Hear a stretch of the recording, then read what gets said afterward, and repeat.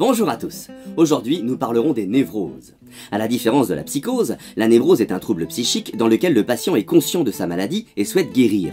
Dans cet exposé, nous allons aborder quelques cas que j'ai rencontrés lors de mes consultations. Bonjour, docteur. Commençons par la névrose obsessionnelle.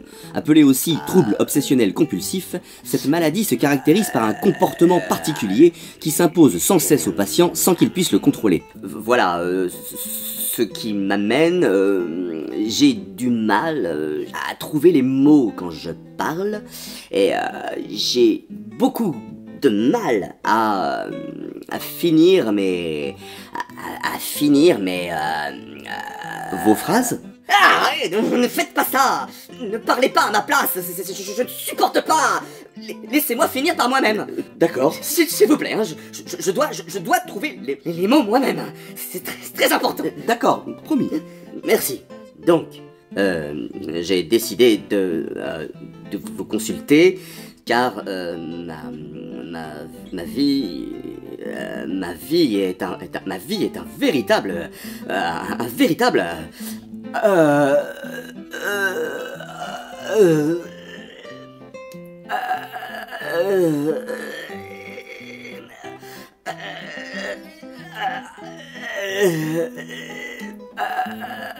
La névrose hypocondriaque, une des plus fréquentes, se définit par une anxiété excessive par rapport à son état de santé. Bonjour docteur, comme vous le voyez, je suis très malade. J'ai des boutons partout sur la tête et sur les bras. Ah bon? Bah je ne vois rien. Mais si, regardez, j'en ai plein sur le ventre. Non, pas du tout. Vous êtes bigleux? Des tas de boutons rouges tout moches. Je ne vois aucun bouton. Eh, vous là, j'ai bien des boutons, pas vrai? J'en sais rien, moi. Eh, c'est moi le docteur, c'est à moi que vous parlez. Je suis le héros de la série, lui, c'est juste le réalisateur. Le malade passe sa vie à s'inquiéter pour des maladies imaginaires. En y regardant de près, il y a des petites traces quand même. Non mais, de quoi je me mêle? Laissez mon patient tranquille. Ouais, ça va, hein. Ce personnage, c'est moi qui l'ai créé d'abord. Oui, mais une fois qu'il entre dans le cabinet, il est à moi. Oh, mais oui, c'est vrai qu'il a plein de boutons. Tiens, là, là et là. Ah, alors, nananer. Et puis c'est pas tout. J'ai aussi plein de tumeurs partout. Des tas de bosses sur la tête, sur le ventre. Non, y a rien du tout. Et c'est pas la peine de demander son avis à l'autre andouille là. Des tumeurs? Pas de problème, moi j'en vois plein. La névrose phobique, quant à elle, provoque une peur irrationnelle face à une situation n'ayant pas objectivement de caractère dangereux. Entrez, cher monsieur, asseyez-vous. Non, je peux pas, j'ai peur de me noyer. Pardon? J'ai peur des surfaces plates, docteur. J'ai toujours l'impression qu'elles sont liquides, que je vais tomber dedans et me noyer. Vous avez peur de vous noyer dans mon parquet? Ce n'est pas un parquet, c'est une eau sombre dans laquelle je vais couler, c'est sûr. Vous pouvez pas l'aider un peu, vous? Moi? Oui, si vous voulez. Aïe, aïe, par la tête, aïe, aïe, vous me faites mal. Bah, qu'est-ce que vous attendez? Allez le repêcher. D'accord. Où est-ce qu'il est passé? Et enfin, la névrose d'angoisse déclenche des crises de panique, généralement causées par un sentiment d'insécurité ou une timidité extrême. Bonjour monsieur. Bonjour, docteur. Voilà, Ah non, pas si près. S'il vous plaît, pas de gros plan. Hein? C'est trop serré, j'ai peur. Cadrez-moi en plus large. Le plan le plus large possible. Bah, et ma mise en scène alors? Bah tant pis, c'est pas grave, faites ce qu'il vous dit. Encore, dézoomez encore. Encore, je vous dis. Mais je suis à fond là. Eh ben reculez. Mais on va voir tout le salon, tout le décor. On s'en fout, ça ira très bien. Eh ben, tu parles si c'est pratique. Dans la névrose obsessionnelle, le rituel que le patient s'impose peut devenir très présent. Qu'est-ce que je fais? Il est bloqué sur sa dernière phrase, on dirait. C'était quoi déjà?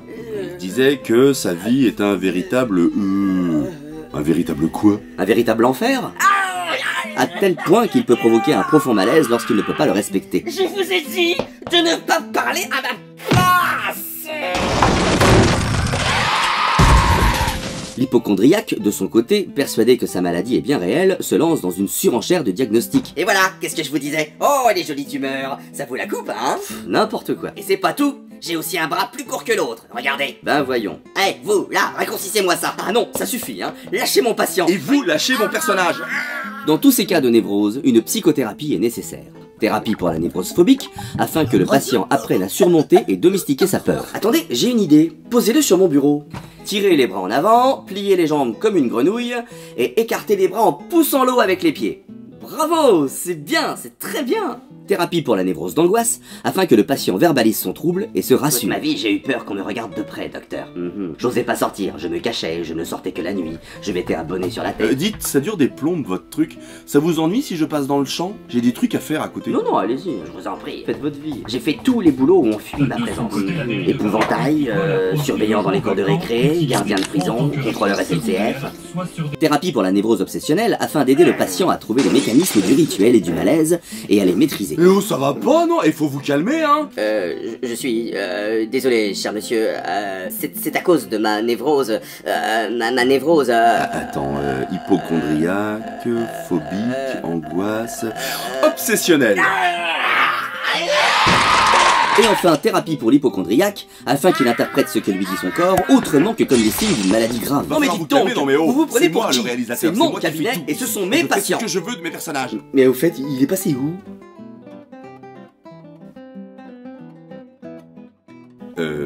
D'accord, je vous le laisse. Ça fait 200 €. Vous avez votre carte vitale? Et merde. Ainsi soigné, le patient pourra enfin retrouver une vie normale. Merci docteur, vous êtes formidable. Ah ouais, pour une fois, ça se termine bien. Chapeau, suture. Mais je vous en prie, je n'ai fait que mon travail.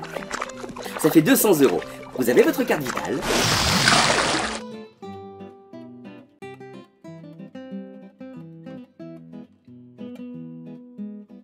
J'ai rencontré ma femme sur internet, elle habite en Australie. On est sortis ensemble par webcam interposée.